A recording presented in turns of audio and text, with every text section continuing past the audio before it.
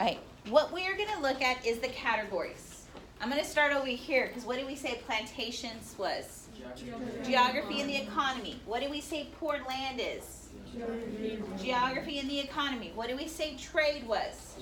Geography and the economy. What did we say self-governing is? Politics. But in New England, who did they say could govern us? The religion, right? Who did they say could govern us in the Chesapeake? The men with all the land, right? So did beliefs affect who could govern? So I'm also going to put beliefs and politics together here. Shipbuilding. Economy and geography. First elected assembly. Politics. This is the House of Burgesses, so the men with a lot of land, right? Okay. That's in reference. So when you see first elected assembly, it should automatically, we know this is Chesapeake, it should bring in the idea of House of Burgesses, but the only men who could be represented in that elected assembly were men with a lot of what? Land. So again, it's that belief. That's what they held valuable. John Winthrop. What was his position? He was against it. He was the governor of Massachusetts, so it's what? Politics, but what was he doing? Was he enforcing government law or church law? So then what is this also? Beliefs. Mayflower Compact. Politics, but again, who's signing this? The Pilgrims, that they're going to have a government for this majority of Pilgrims who are leaving peace out of England. So it's also migration, and it's also what else? Beliefs. Some religious toleration. Beliefs, but did they have to have documents that did this? So it's also what? Politics. Town meeting. Politics. Beliefs, because who's coming to this town meeting? The Puritans, right? Anybody who's Puritan, even if you can't vote, right? Tobacco and John Rolfe. Economy and migration and geography. Witch trials. Politics and beliefs, right? That these women were challenging that Puritan orthodoxy. And so they had to take the political system to try them. College for ministers. Beliefs. But did they have charters and stuff? They had politics too. First Constitution. Politics and beliefs in Connecticut. Fishing and shipping. Economy and geography. John Smith, the gentleman. That's politics. All right, because the gentlemen are going to be the only one in the house, right? But what else is it? Economy, because those men will have vast estates. Because we read that with William Byrd, right? He had a vast estate. Okay, what else could we say? Geography. These men, geography and economically, are going to get rich. Navigation laws and Andros. Is it really geography? No, it's economy. It's economy and what? Politics. Halfway covenant. We did this in class. I married 2 people off, right? It's beliefs. It's beliefs, identity. We could say politics too. Okay. Industry. Economy, but it's also dependent on the geography. A majority of slaves. Migration. Politics. Economy. Geography. Geography. Is it going to go into this social caste system? Identity as well. Longer lifespans. That's it. Geography. Geography. Is it going to affect the identity of an area? Yes. Okay. Majority of indentured servants. Identity, economy, geography. Identity, economy, and geography. Bible Commonwealth. They're creating a government that is based on the Puritan beliefs. Beliefs. Beliefs and politics. Identity, yes, we can put that there. Slave codes. Geography is going to depend where we have those slave codes. Belief. Migration of people into this area. Politics. Identity. And then the economy, right? Primarily men. Identity. Identity. Can we say migration? Okay. Primarily men, women, and families. Identity. Migration. Primarily motivation, religious freedom. Belief. Beliefs. Could I also say migration? Yeah. Anglican Church of England. Identity, beliefs. Bacon's Rebellion. Political. Economic. The geography caused it, right? Is there identity? Specific identities. The haves and the have-nots, right? The indentured servants versus the plantation owners. Good ports. Geography and the economy. Virginia Company. Migration. Politics, because they were giving rights of an Englishman. Is it economic? They were trying to turn a profit. Cash crops. Geography and the economy. Congregational church. Beliefs. Politics. Disease and short life. Geography. So they migrated to disease and short life. The area. No, they migrated and brought it. It was there. Oh. Okay. Identity. Identity, is it going to affect the groups of people who migrate to this area? What's going to happen to the population? Decline. Okay. Dissenters create new colonies. Politics, they migrated. There was beliefs, right, that they had to create something.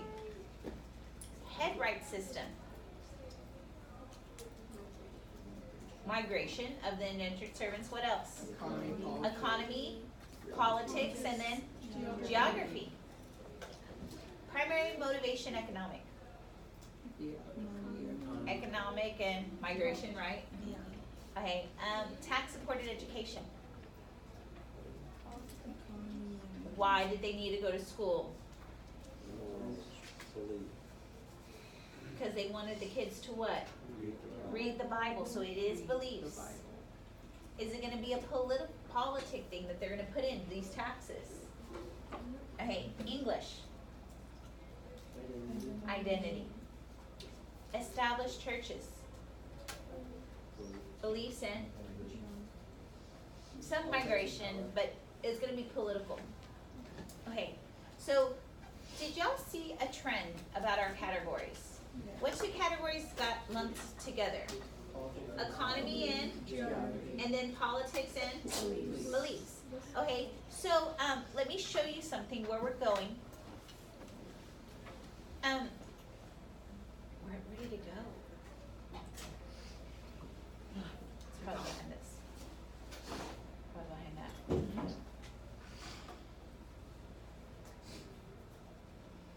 We are building into an essay. And it says, this is our essay prompt. Although the New England and the Chesapeake region were both settled largely by people of English origin, by 1700 the regions had evolved into two distinct societies. Has this chart shown me two distinct societies? Yes. We need to come up with why they occurred. Well, I have a lot of information here, right? One of the things that you cannot do on the AP test anymore is you cannot write that New England and the Chesapeake region are different because of their politics and their geography. That is not a thesis. Can I now start to flesh out a thesis based on my categories I combine that will give me a little bit more depth? So the New England and the Chesapeake region were settled by migrants fleeing England, right? For opportunities. And their societies will be different because, give me a category. Politics. But what do I have to lump it with? Beliefs. Their beliefs will shape new and different political systems. Along with, give me another category. Economy. Their geography will shape what type of economy they will develop. Did I just use those blended categories to make a very, like, thicker thesis, right? Beefier thesis, right? Okay. So, do you understand why we did the categories now? Because now I could write a thesis. Does it have an argument now? I said my economy is based off the what? Is that an argument I could prove now? Yes. And I said my government is based off the, is that an argument? Versus just saying political and economic. So what we're going to do next, I know I just explained a little bit about the thesis, but we're going to move to, before we get to the thesis, is looking at body paragraphs. And there's something I want you to do to be able to determine how to get a good body paragraph. Because we have to make an argument. So I'm going to give you a chart that you can work with your partner or you can work by yourselves.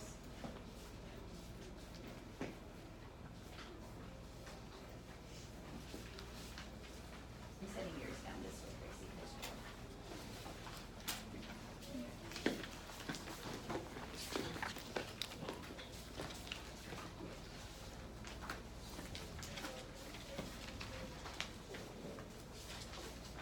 Okay, so everybody is getting this chart. And this chart, we are doing a compared contrast. And AP, actually, I'm going to do this.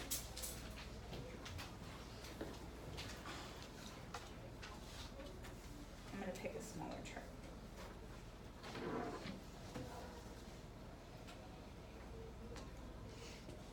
Okay, mine's smaller than y'all's, just so I can have space.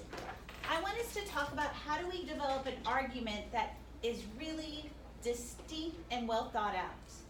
So we're going to go first and fill out this middle category. I want you to tell me remember how we did on our chart, there was some that we had both on? Could y'all, your chart is bigger, mine is smaller just for space. Could y'all tell me what were some of those similarities between the geography and the economy of New England and the Chesapeake? Trade, government, culture, Just geography, trade. What else was there?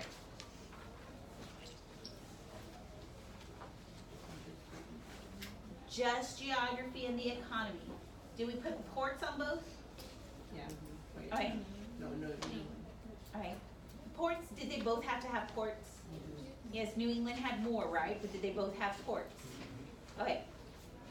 So this is a similarity. So what's some stuff I could come and put over here about the trade for the Chesapeake? What did they trade? Crops. Cash crops. Such as what?